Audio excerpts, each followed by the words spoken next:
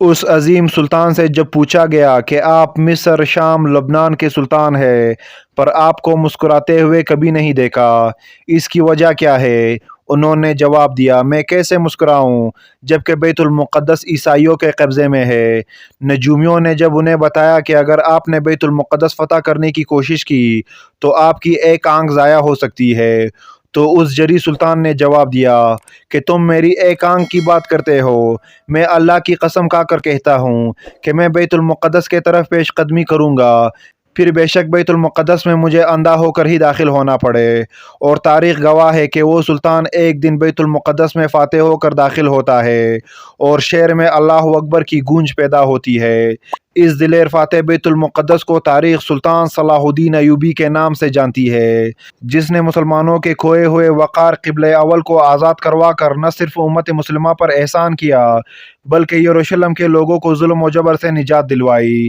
سلطان کا پورا نام الناصر صلاح الدین بن یوسف بن ایوب تھا، جو تاریخ کے ایک عظیم فاتح حکمران کے ناموں میں سرفہرست ہے۔ سلطان صلاح الدین ایوبی کی پیدائش سن 1138 عیسوی میں عراق کے شہر تکریت میں ہوئی، جو دارالحکومت بغداد سے 160 کلومیٹر شمال میں بسا ایک چھوٹا سا قصبہ تھا۔ صلاح الدین نسل کے اعتبار سے کرد تھے، جو ہمیشہ سے ایک بہادر قوم رہی ہے۔ انہوں نے اپنی سیاسی زندگی کی شروعات ایک فوجی افسر کی حیثیت سے کی۔ وہ نور الدین زنگی کے لشکر میں شامل تھے۔ جب نور الدین زنگی نے مصر فتح کیا تو اس فاتح لشکر کے امیر صلاح الدین کے چچا شیرکو تھے۔ اس جنگ میں صلاح الدین نے جس بہادری اور جرأت مندی کا مظاہرہ کیا، اس کے بعد سے ہی وہ منظر عام پر آ گئے اور لوگوں نے یہ بھاپ لیا کہ صلاح الدین غیر معمولی اور مقصد رکھنے والا شخص ہے۔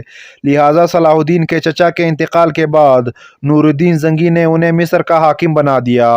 اس طرح باترتیج سلطنت کو غوث دیتے ہوئے کئی علاقوں کو فتح کیا۔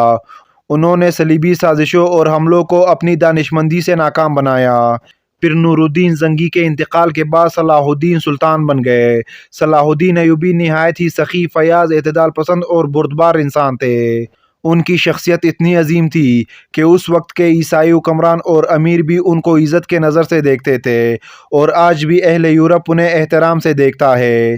صلاح الدین کے دل میں جہاد کا جذبہ کوٹ کوٹ کر بھرا ہوا تھا۔ دراصل سن 1099 عیسوی میں جب اسلامی حکومت منگولوں کے حملوں اور آپسی اختلافات کی وجہ سے کمزور ہو گئی تھی، اس وقت صلیبیوں نے آپسی گٹھ جوڑ اور حملوں کے ذریعے مسلمانوں سے صلیبی جنگیں لڑی اور ساری یورپی طاقت لشکر لے کر یروشلم کو فتح کرنے آ گئی۔ لہٰذا اس جنگ میں صلیبیوں کو فتح حاصل ہوئی اور ان کے جنگجو یروشلم میں داخل ہو گئے۔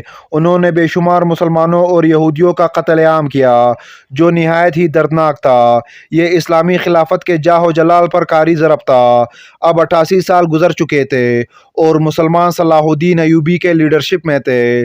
صلاح الدین ایوبی کے دل میں بیت المقدس کو دوبارہ آزاد کروانے اور مسلمانوں کو ان کی کھوئی ہوئی عظمت واپس کروانے کی خواہش اول دن سے ہی تھی، مگر صلاح الدین نے صلیبی لیڈر رینالڈ کے ساتھ 4 سال کے لیے صلح کر لی تھی، جس کا مقصد دونوں ریاستوں کا امن و امان تھا۔ لیکن حالت یہ تھی کہ صلیبی اندر ہی اندر سازش کرتے اور مسلم علاقوں پر حملہ کرتے تھے۔ نئے زائے دن مسلمانوں کے تجارتی اور مذہبی قافلوں کو لوٹ لیا کرتے تھے۔ رینالڈ ایک بدبخت شخص تھا جو محمد صلی اللہ علیہ وآلہ وسلم کے شان میں گستاخی کیا کرتا تھا۔ لہٰذا سلطان صلاح الدین ایوبی نے اسے اپنے ہاتھوں سے سر قلم کرنے کی قسم کھائی تھی۔ سن 1186 عیسوی میں جب رینالڈ نے مسیحی سرداروں اور کمانڈروں کے ساتھ مل کر حجاز پر حملہ کر دیا تو یہ بات افشا ہوئی کہ وہ مدینہ منورہ پر بھی حملہ کرنا چاہتا ہے۔ پھر کیا تھا، سلطان صلاح الدین ایوبی فوراً اپنی فوج سمیت صلیبی لشکر کے تعاقب میں نکل پڑے اور آخرکار حطین کے مقام پر دونوں فوج آمنے سامنے آ گئے۔ یہ تاریخ کی ایک خوفناک ترین جنگ تھی۔ صلاح الدین نے جنگی حربے کے طور پر زمین پر ایک مادہ ڈلوایا جو آتش گیر تھی، جس سے آگ بھڑک اٹھے۔ اس جنگ میں 30,000 سے بھی زائد صلیبی اور عیسائی ہلاک ہوئے۔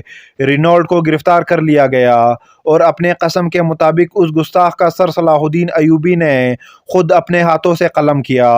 اس فیصلہ کن جنگ کے بعد مسیحی دنیا میں صلاح الدین کا خوف اور دہشت پھیل گیا۔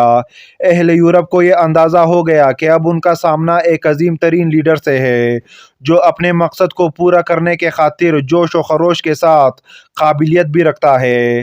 ہتھین کے بعد اب وہ وقت آ چکا تھا کہ جب قبلہ اول کو آزاد کروایا جائے، لہٰذا صلاح الدین نے تمام مسلم ریاستوں کو جہاد کی دعوت دی اور فوجی امداد طلب کی۔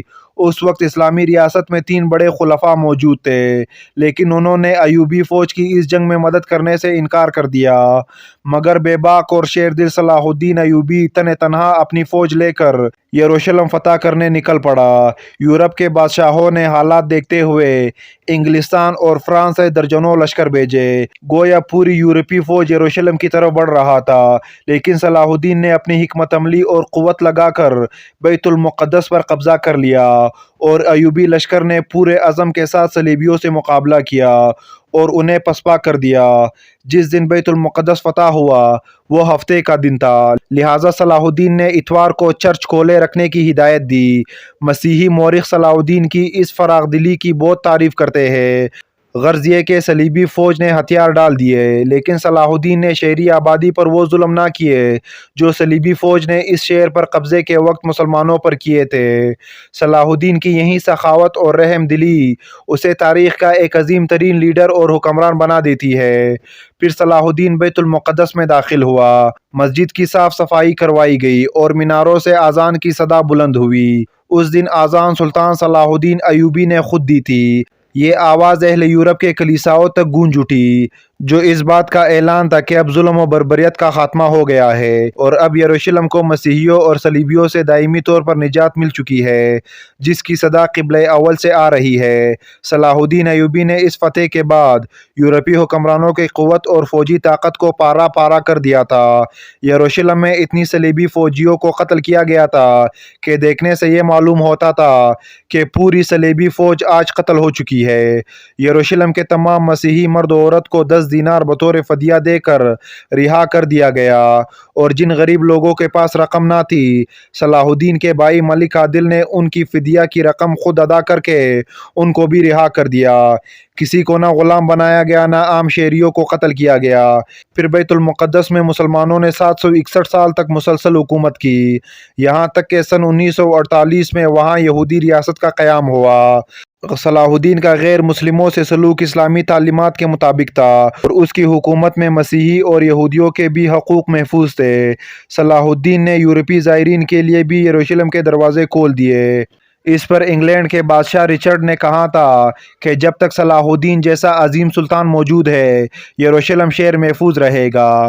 آخری عمر میں صلاح الدین کی خواہش تھی کہ وہ حج کرے، لیکن ان کے پاس اتنے پیسے نہیں تھے کہ وہ اپنی ذاتی رقم سے مکہ کا سفر کر سکے۔